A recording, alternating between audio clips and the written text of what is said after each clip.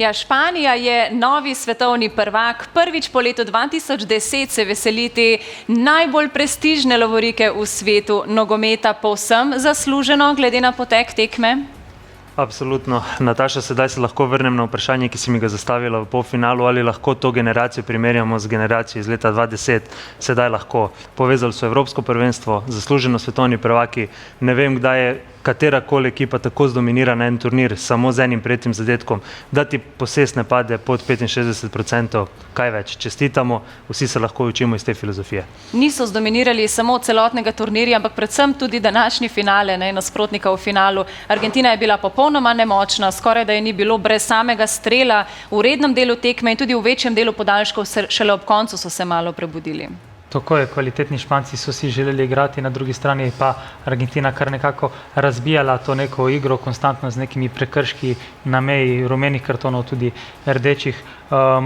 So poskušali priti mogoče celo do teh 11 metrov, kajti Španci so bili premočni, vendar Argentincem je vseeno uspelo v določeni meri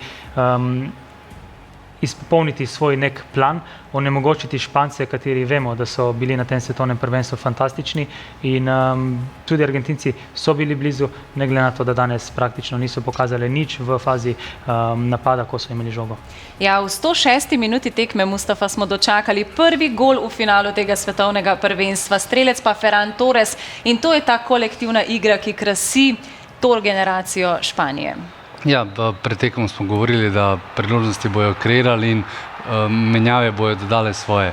Tukaj, bom rekel, dober predložek na drugo stativo in potem vrnjena žoga in fantastičen zaključek. Zdaj mogoče to zgleda vse zelo enostavno, vendar v tistem trenutku Ferran Torres, predstavljam si, kakšen film mu je šel čez možgane, zadeti žogo, zelo težka pozicija, niti malo enostavna, fantastičen zaključek in zasluženo. Če pogledamo Argentino, Argentina do zadnjih par minut niti enkrat ni skoraj da udarila na gol, tako da zasluženo. Pa tudi pohvaliti je tukaj potrebno Nico Williamsa, kajti on je bil v nekem izgubljenem položaju, v tisti situaciji je Martinez praktično pokril to situacijo, kjer bi lahko on zadev in iz izredno težkega položaja je s to podajo našel Ferrana Torresa. Ja, odlično so svojo vlogo opravili rezervisti, torej na tej tekmi, o tem bomo še kasneje. Če smo po prvem polčasu govorili, da Slavko Vinčić ni imel veliko dela, je drugače zdaj po tekmi, ko se imamo o čem pogovarjati. Videli smo nekaj rumenih kartonov, en je celo vodil v rdečega, Enzo Fernandez je moral zelenice, potem pa smo videli še razveljavljen gol Španije. Nico Williams je zatresel mrežo Emiliana Martineza. Je Slavko Vinčić ta gol razveljavil zaradi kontakta med Merinom in Otamendijem? O ostalih sodniških odločitvah bomo govorili po koncu, oziroma ko se še vrnemo v studio, najprej pa ta situacija. Kaj pravite? Mislim, veliko smo se pogovarjali v 16-metrskem prostoru, prihaja do veliko kontaktov.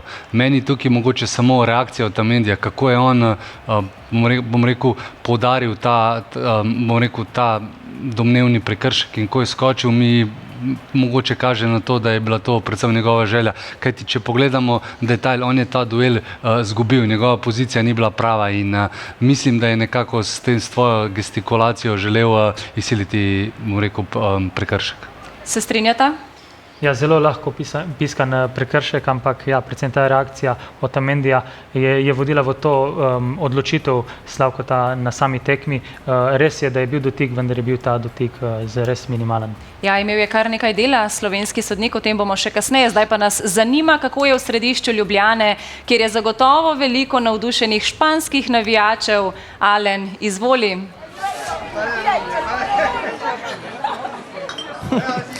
Ja, lep pozdrav še zadnjič danes Petkovškovega nabrežja. Španci so zavzeli središče mesta, levi, desni breg Ljubljanice. Skupinico smo ujeli, ko je ravno začela proslavljati ta naslov. Z nami je deklica, pravzaprav je bila 2010, ko so Španci osvojili zadnji naslov svetovnega prvaka. Ariane, congratulations for this World Cup title, first after the 2010, when Spain get this, the last one, you were 3 years old. Do you remember even? Yes, we felt very, very happy and scored Iniesta in 2010. Yes. Congratulations, World Cup title. How do you feel? We are all very, very happy. Now we are going to celebrate in the street. Arriba España! Who is?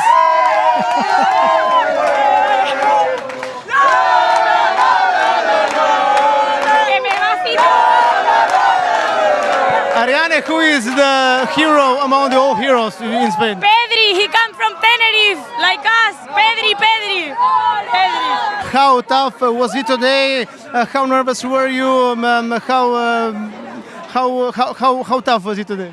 It was very, very hard because the Argentina players play very, very hard. Yeah, it was very hard, but we won. You suffer a lot. Yes, we cried a lot. Now it's midnight. You have to go to sleep, huh? No, we are going party. Thank you very much, Ariane. Thank you. Ja, takole, če jo na kratko povzamem.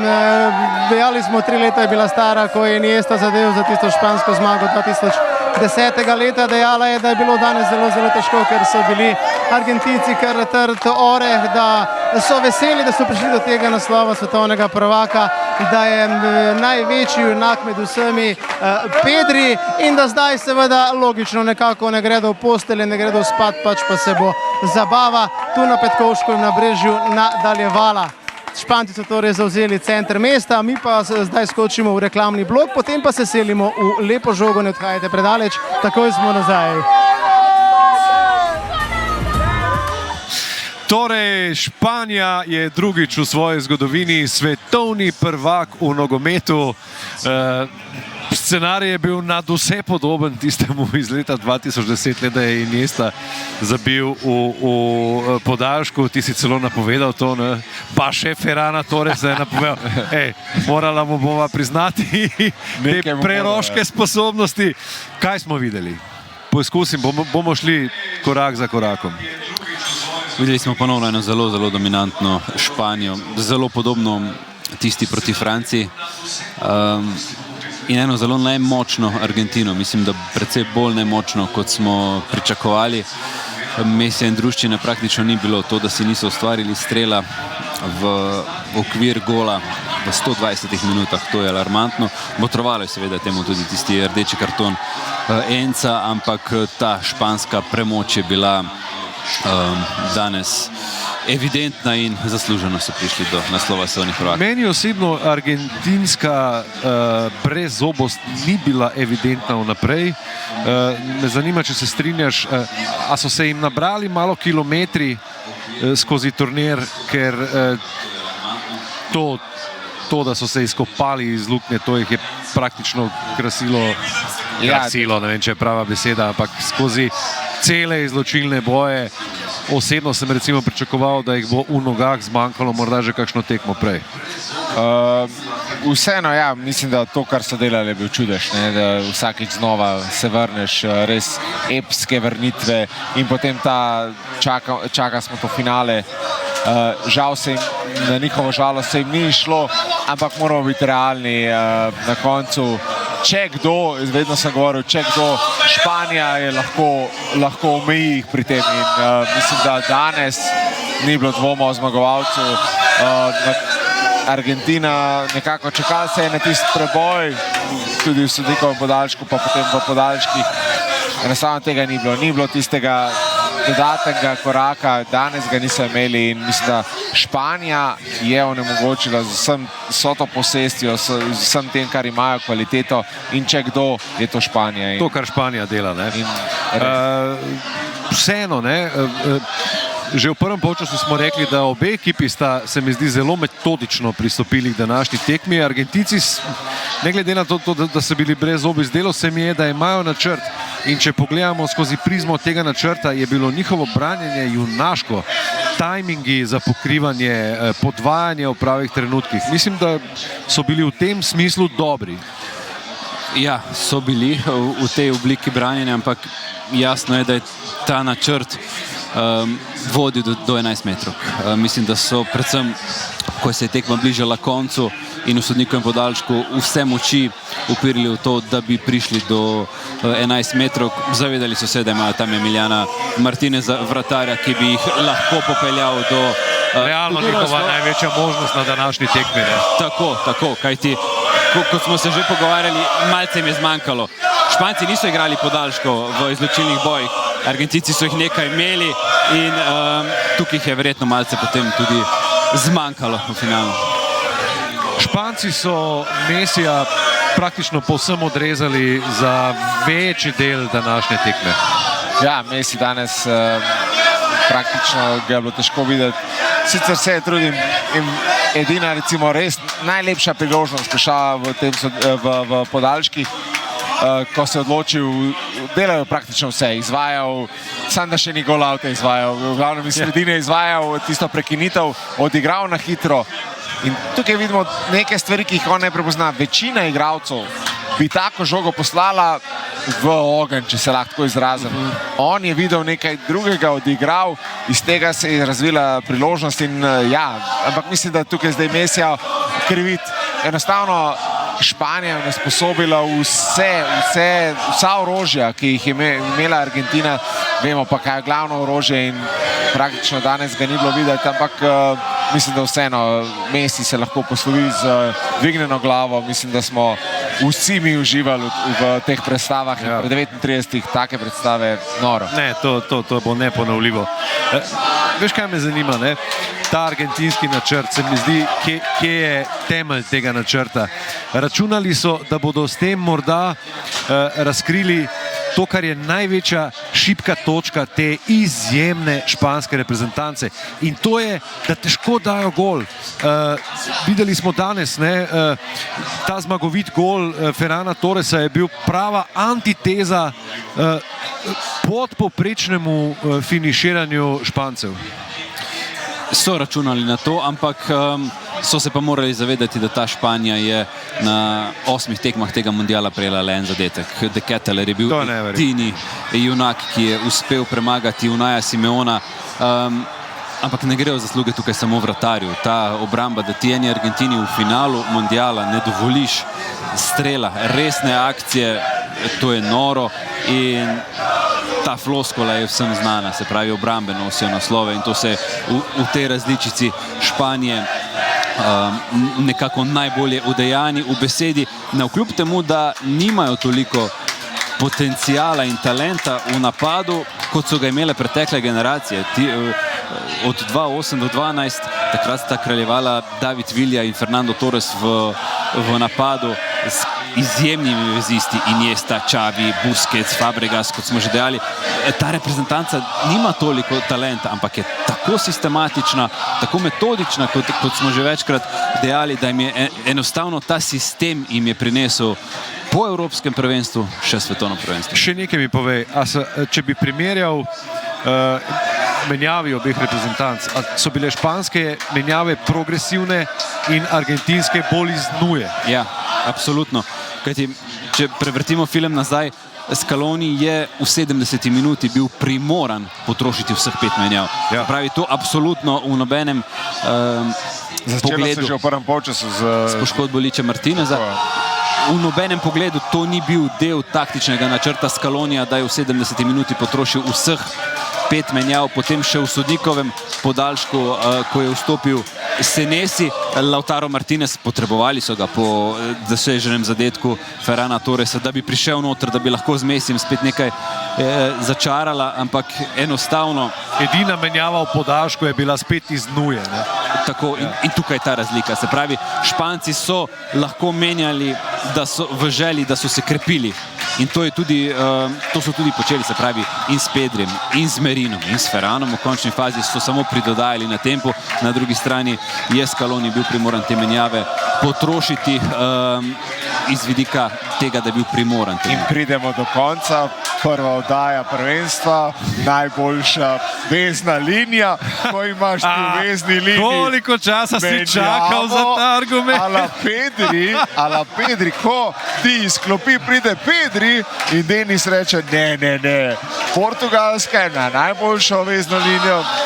Ja, imamo kaj, ne? Mislim, da smo spet prišli do zmagovalca. Mimo grede, Pedri je izuzet iz prve enajsterice in to ni bila neka muha, ki De La Fuenteja. Enostavno Pedri je bil malo ne samemu sebi podoben na tem prvenstvu, ampak pride v igro, zagospodari na sredini igrišča, umiri prave poteze, prave podaje. In ravno to, kar smo govorili, ja, res, Pedri, morda, ne vem, dolga sezona, vseeno izjemna kakovost, verjetno lahko govorimo o enem najboljših vezistov na svetu, vsi ga občudujejo, ampak ja, posledica dolga sezona, in ko imaš tak luksus, da prideš, in zato sem rekel, da Španija, če kdo lahko Španija, tudi če povede, zadrži vodstvo, brez nekih resnih problemov, razen tiste neke polpriložnosti, ravno ta ekipa zaradi takih stvari, zaradi vezistov in posameznikov ala Pedri, in mislim, da Španija sploh zadnje dve tekmi, in točno tako, kot je De La Fuente govoril, rasli so skozi prvenstvo. On je tega videl, mi smo vsi bili malo skeptični glede tega, ampak nekako tista tekma s Francijo in še danes dve vrhunski partiji. In še en pokazatelj, da nikoli ne zmagajo ali pa skoraj nikoli ne zmagajo na takšnih turnirjih ekipe, ki hitro razprejo krila, ki hitro pokažejo neko formo. Vedno so to tiste ekipe, ki rastejo in tempirajo to svojo najboljšo verzijo za najpomembnejše trenutke. To, kar je Nejc omenil, ta resnična neverjetna organiziranost in homogenost te ekipe. Ampak kdo jih vodi?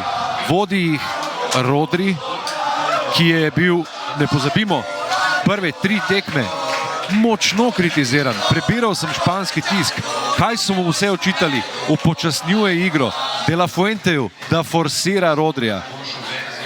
Po tisti 3. tekmi, kar naenkrat, zlata žoga Rodri. Kako si to razlagaš? A je bil to ta, vprosti, da te prekinem, a je bil to ta trenutek, ko je, se spomnimo, Guardiola govoril, ne, počakajte 1 leto, po takšni poškodbi zagotovo igralec ne pride v ritem, a je bil to ta trenutek, ko je preklopil? Mislim, da je ta razširitev prvenstva najbolj prav prišla prav v Španiji, kajti tako kot je ta ekipa rasla skozi prvenstvo, spomnimo se od tistega mučenja z Zelenortskimi otoki, pa Lamina Jamala, ki se ga je čakalo, pa Rodrija, ki se ga je tudi čakalo. Se pravi, ta ekipa je rasla, da je potem v neki točki v četrtfinalu prišla do tega, da je enostavno Pedri ni več prvokategornik v vezni liniji španske reprezentance, da je Rodri spet tista različica samega sebe, kot je bil na Euro 2024, in da Lamine Yamal stopnjuje svojo pripravljenost, in nakljub temu, da so imeli roko na srce manjko nekega levokrilnega napadalca Bajenja, ja, je dal... Playmaker na tem krilu, ne? Tako, kar se tiče nekih statističnih prvin, ni dal veliko. Ok, Arzabal se je potem podpisal za teh 5 zadetkov, ampak da bi to bila taka neka dominanca, kot je bila iz vidika Francije ali pa Argentine in Mesija, da je v enem posamezniku, na enem posamezniku vse to sloni, to oni niso imeli. Še nekaj se moramo dotakniti. Govorili smo o obrambi, ampak recimo Cubarsí, Laporte, zadnja linija od Cucurelle do Pora, enkratno, mislim, ampak predvsem Cubarsí me res... Mislim, da je šel fant je šel neke nove sfere in res si zaslužil vse pohvale, in Španija je gradila od tu, in Unai Simon na koncu, če pogledamo, praktično ni imel resnejše obrambe, oddelal je, kar je najbolj pomembno, merno, korektno prvenstvo, vnašal je neko mernost v ekipo, ampak ko imaš pred sabo tudi tako zadevo, najboljši vratar je ponovadi ta, ko ima pred sabo vse urejeno, ko so stvari štimajo, in Španci res kapa dol. Evo, vsi smo dali kapo dol španski reprezentanci. Dajte jo še vi v Črnuškem studiu. Najlepša hvala, Dani, Denis. Nejc, vidim, da imate zelo pestro vzdušje. Mi smo se kar malce nasmejali, ko smo videli dogajanje za njimi. Oni ga niso videli, bojo doma pogledali te posnetke. Pri nas je bolj mirno, ampak še dobro, da imamo Alena Hodžića na terenu in to ekipo v lepi žogi. Je lepo videti takšno razpoloženje navijačev. Pa absolutno, tu imamo neke izolirane pogoje, vidimo pa, kako ulica doživlja to svetovno prvenstvo. In tako, kot smo rekli, kako lahko ta nogomet vpliva družbeno in na pozitivno in na negativno stran, ampak tako, kot smo rekli, še eno svetovno prvenstvo, številne generacije bodo imele rade ta nogomet, specifično svetovno prvenstvo, dobili smo neke nove detajle, druge bomo pustili za seboj, predvsem ta vpliv ameriškega pogleda na nogomet in pa te fantastični prizori, da vidimo našega gospoda Vinčiča v glavni vlogi.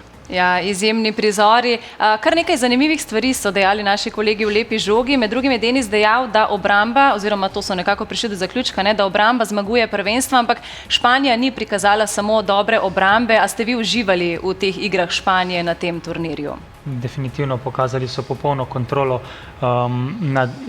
nad samimi tekmami.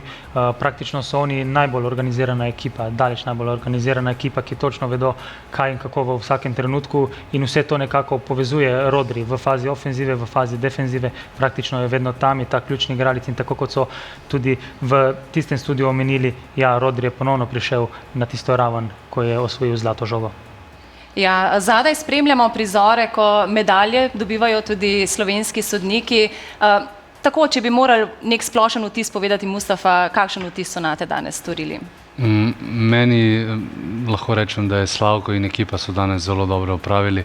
Predvsem tisti momenti, ko so predvsem Argentinci provocirali, poskušali nekako vplivati tudi na njegove odločitve z zelo grobimi prekrški in gestikulacijami. Tako jih je kartoniral, pokazal, da tega ne bo dovolil, in pokazal, da pač on vodi tekmo, on je avtoriteta, in z moje strani lahko rečem, da zelo dobro odsojeno. Ja, ne le, da je razveljavil gol, tudi rdeči karton je pokazal, izključil argentinskega igralca.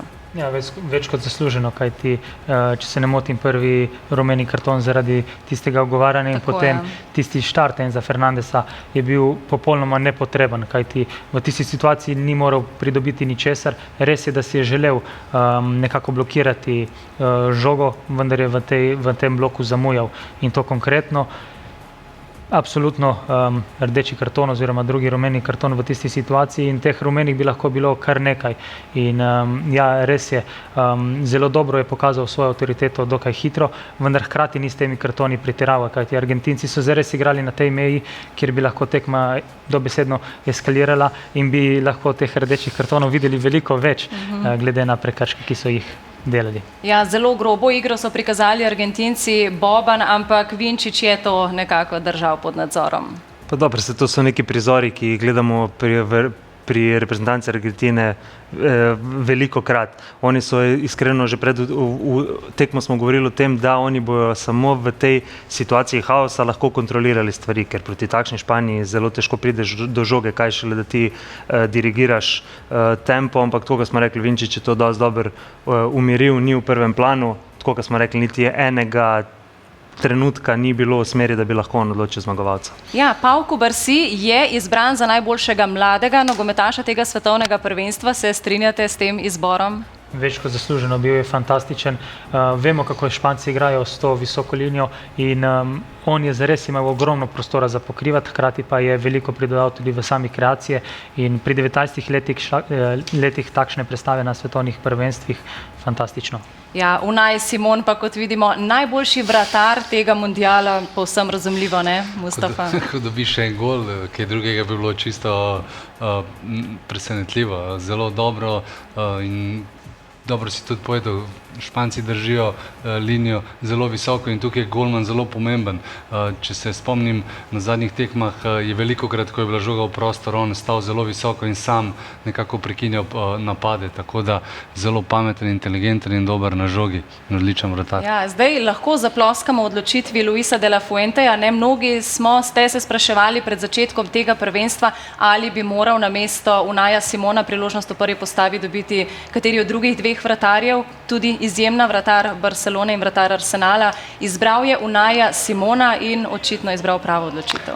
Ko pogledamo zdaj celotno prvenstvo, trener Španije vse prav, svetovni prvak, nimamo kje oporekati, tako da je pa sigurno opravil veliko delo in jaz bi rad samo še eno dal, zmagala je ekipa z dobrimi posamezniki, ni zmagal posameznik, ekipa in ekipno delo, sistem, ki ga Španci leta in leta izpopolnjujejo in dokazujejo, da so najbolj kompletna, sigurno ekipa na svetu. Ja, dobitnik zlate žoge iz leta 2023, Rodri, pa več kot očitno MVP tega svetovnega prvenstva. Se strinjate, prikimavaš, Boban? Kako zasluženo. Jaz sem skozi svetovno prvenstvo ga večkrat omenjal, konstantno so me nekako omenjali, da subjektivno določam to stvar, ampak tu bi lahko postavil blizu Mbappéja v tej vlogi, ampak ni, izpadel je predčasno Rodri. Kako lahko človek dominira, upravlja s to ekipo. Zaradi njega so lahko stali visoko, zaradi njegove fizike so lahko ujemali vse stvari, zaradi njegovega občutka za igro so dodajali tempo, spuščali, izhajali iz vseh teh težkih situacij. In on je čisti dokaz španske mentalitete. Španija ni bila največja, ni bila najhitrejša, ampak najbolj inteligentna ekipa, nacija, filozofija. Rodri je pojem tega, kar oni predstavljajo. Ja, Etienne, a se je zdaj vrnil po tisti hudi poškodbi v tisto svojo vrhunsko formo? O tem so že kolegi v Lepi žogi govorili. Absolutno, tako kot so rekli, on je ravno tako kot cela španska reprezentanca dvigoval to svojo formo do trenutka, ko je bilo to najbolj potrebno in to je dokazal tako proti neugodni Portugalski in Belgiji, pa potem proti Franciji in tudi danes izredno pomemben člen, tako kot je Boban omenil, v fazi defenzive, v fazi ofenzive, tako da več kot zasluženo igralec turnirja. Ja, zelo kmalu bo torej tudi dvig pokala oziroma najprej seveda srebrne medalje, potem pa še dvig pokala. Najboljši strelec tega prvenstva ostaja Kylian Mbappé, tako da nič, s tem zaključujemo. Preden besedo predamo Tinetu Zupanu, se vam samo še lepo zahvalim za sodelovanje na tem prvenstvu vseh 39 dni. Hvala tebi. Tako, torej 104 tekme tega svetovnega prvenstva so za nami, bilo je razburljivo, bilo je napeto, zelo zanimivo, videli smo kar nekaj novosti, videli smo tudi nekaj sodniških odmevnih odločitev, videli smo nekaj novitet v nogometu, med drugim tudi te obvezne hidracijske premore med vsakim polčasom, videli smo tudi nekaj zelo lepih presenečenj, med drugim tudi Zelenortske otoke, ki so prav današnjima finalistoma nekoliko zagrenili življenje, odigrali odlično tekmo proti obema, torej proti Španiji in proti Argentini. In pa videli smo torej novega svetovnega prvaka, ni uspelo Argentini ubraniti naslova, se pa naslova svetovnega prvaka veseli Španija, prvič po letu 2010, torej drugič v svoji zgodovini. Hvala za pozornost, predajamo vas družbi Tineta Zupana, z vami bo pospremil ta trenutek, ko bo Španija v zrak dvignila ta pokal za svetovnega prvaka. Dobrodošli nazaj torej v New York, Messi torej zlomljen, Španci so zlomili argentinski odpor in argentinska srca. Vse je šlo kot po maslu za Argentince z mnogimi vzponi, padci in furioznimi zaključki vse do finala, ki pa je bil vendarle stopnička preveč za to verjetno zadnjo postajo mega reprezentančne zgodbe. Dolgo je trajalo, kariera presežkov, ne vemo seveda, kaj se bo odločil, kako se bo odločil, morda še sam ne ve. Španci so, kot ste videli, pobrali vse individualne nagrade, kar je morda nekoliko čudno, glede na to, da je njihov naslov zmaga nogometnega kolektiva, ampak da so seveda dobili nagrade za najboljšega mladega igralca, najboljšega vratarja in najboljšega igralca turnirja, je logična posledica tega, da so vse praktično storili brez madeža in brez napake na tem turnirju. Zdaj pa jih čaka še tisti slavnostni zaključek tega maratona, ki je trajal več kot en mesec. Dolgo se je vleklo do tega euforičnega zaključka. Še finale se je vlekel seveda bistveno dlje, kot bi se, bomo rekli, v nogometni državi. Ampak tu smo bili pač podvrženi ameriškim standardom in ameriškim interpretacijam. Seveda tudi ameriški predsednik tule skupaj s prvim človekom FIFA pri podeljevanju teh kolajn za zdaj španske reprezentante, ki so torej šli do konca. Tudi veliki junak zadnje postaje tega mundiala, strelec v 106. minuti, Ferran Torres. Zanimivo je, da imamo v eri tega nogometnega individualizma, evropskega klubskega prvaka in zdaj svetovnega reprezentančnega prvaka, ki igrata turbo kolektiven nogomet. Paris Saint-Germain in Španija.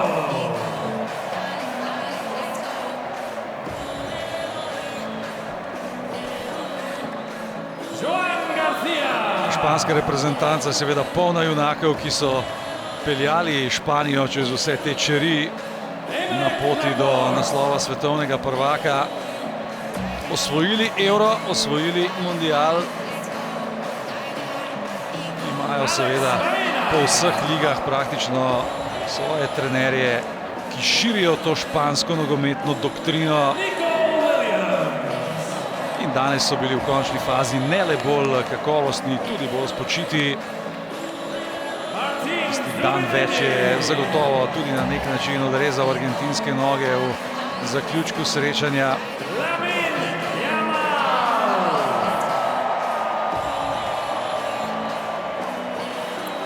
Lamine Yamal na koncu ni bil centralna figura tega mundiala.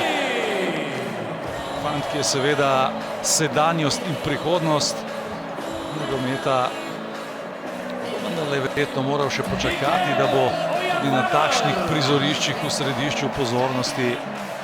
Ampak talent, ki mu ga je dala mati narava, pri tem seveda ne moremo razpravljati. Vsi se bodo sprehodili na ta slavnostni oder, dokler se ne bo nanj sprehodil še prvi med enakimi. Španski kapetan Rodri. Zlata žoga po španskem triumfu na evropskem prvenstvu pred 2 letoma.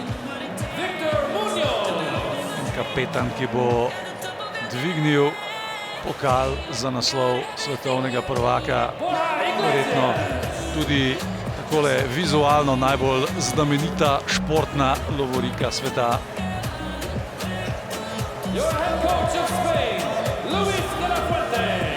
In še selektor Luis de la Fuente, mož, ki beži od žarometov in se nanj lepijo reprezentančne lovorike.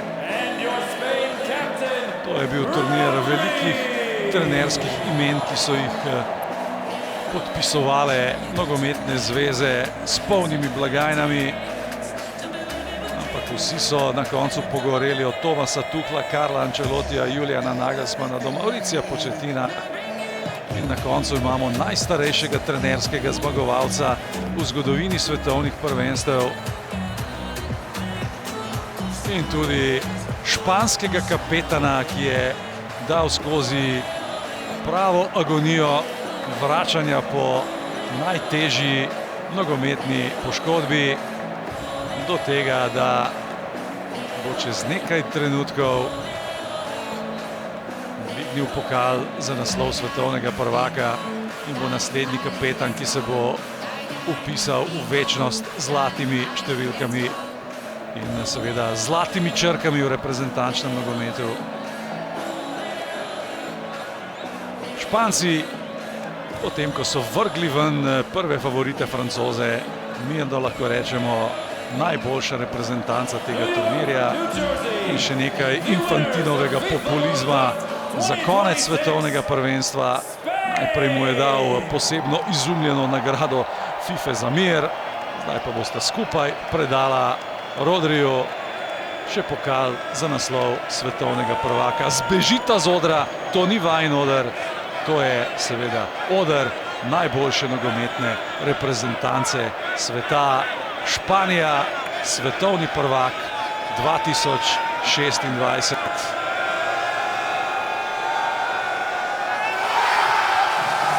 Zasluženo, zasluženo, brez črke pripombe.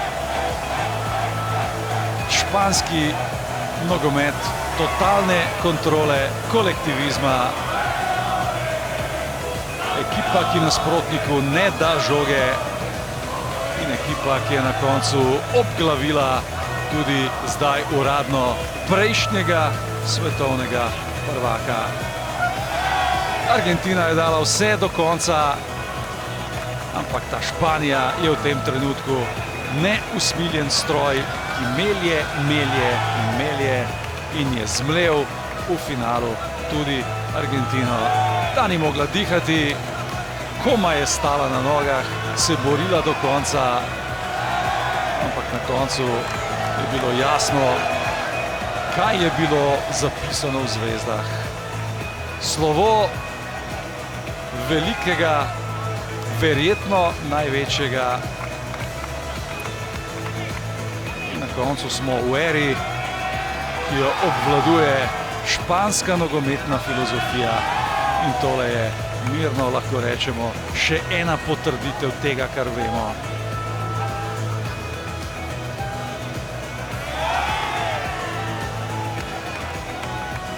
Od prvega zdrsa pa na koncu iz tekme v tekmo boljši, do tega, kar vidimo in do teh slik, ki bodo seveda zapisane v zgodovino največjega svetovnega športa.